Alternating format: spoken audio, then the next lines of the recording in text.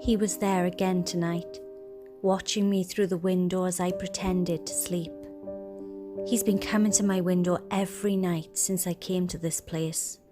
He thinks I don't know he's there. He thinks he's clever, but I see him. I feel him. When he watches me, I'm stiff as stone. My heartbeat races, I start to sweat, and my blood runs cold. But I never move a muscle. Sometimes he puts his hands on my window, his breath fogging the glass. Sometimes I can hear him crying. His intentions are sinister, I know it. He started to come into my room now. He sits in a chair by the foot of my bed, breathing heavy breaths, polluting my air. Sometimes he will mumble things. Sometimes he hums lullabies. Sometimes he just cries. Recently, he took a big step. He came into my room and looked at my paintings, touched them. He touched my paintings. Then he pulled up a chair and sat at the foot of my bed, just watching me. I never look at him directly. I know if he sees me open my eyes, he will get me. I've started to hear his whispers. They're too faint for me to understand, but I know they're there. I feel the pure evil in his voice. It scares me, and I hate being afraid. Something must be done. I started to leave him messages. I would place them at the foot of my bed for him to find. Leave. No more. Stay away. But when I wake up, my messages are gone and replaced by his own sick, demented words. I'm here for you. I won't go. I need you. This man is twisted. This man is vile. This man wants my blood. He wants me dead. I know it. I won't allow that to happen. I cannot. So I'll leave more messages. Never return. Stop coming here. I hate you. Again, I wake up to his disgusting responses. Why? I love you. I'll never leave. It burns my stomach that this man will not understand. It gnaws at my bones that he still chooses to come to my room every night. He thinks he can just get away with it.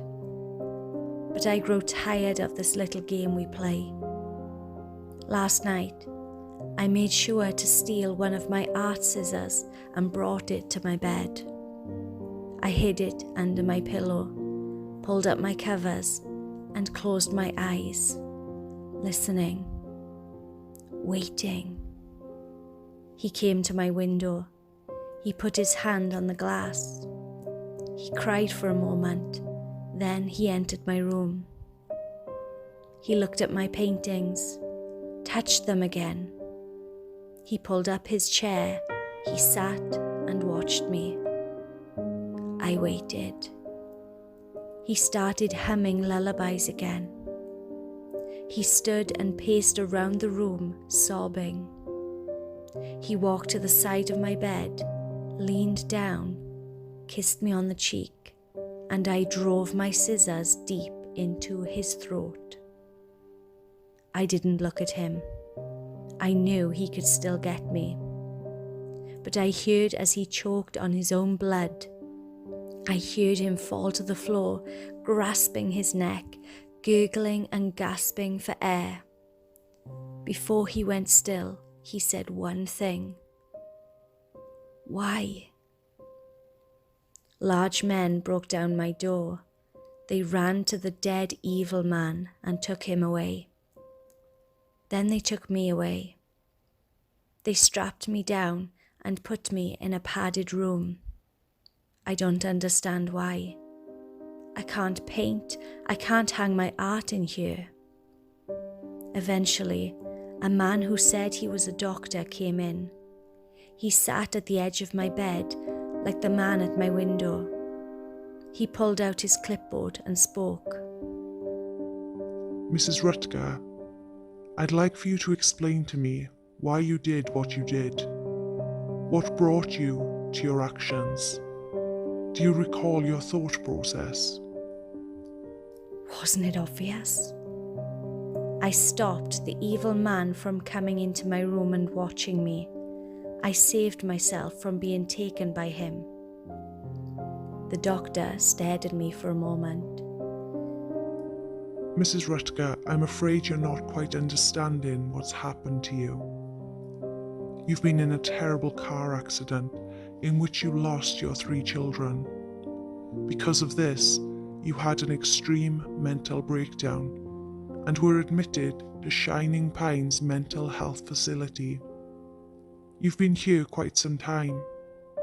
In fact, your husband has been the only one in your family to come to see you since you arrived. I stared at him blankly. Mrs. Rutger, I don't know how to say this, but your husband was the man you've just murdered.